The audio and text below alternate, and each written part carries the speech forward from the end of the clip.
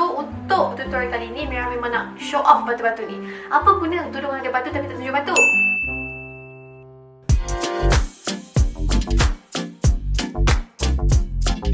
Assalamualaikum. Nah, satu lagi tutorial menggunakan plain shawl, tapi kali ni plain shawl dia kat belah kiri ni dia ada batu-batu. So untuk tutorial kali ni Mira memang nak show off batu-batu ni.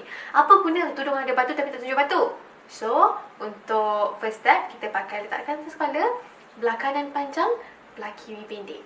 So kita broochkan di tengah.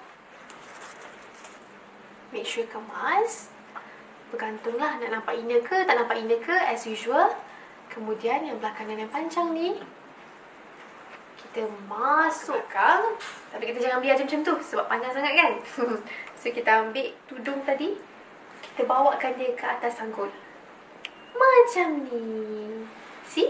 So belakang tu jatuh cantik, so flowy. So kita jarumkan. Kemudian yang ada batu-batu ni kita bawa naik atas kepala. Sas. Macam ni. Dan kita jarumkan. Ya. Cantik kan? Dah siap. Okay, kita tunjuk side. So ni jadi sebelah kiri. Bila kita bawa naik atas tu kan, flowy tu cantik je. Dan ini sebelah kanan kita nampak batu-batu. Selamat mencuba.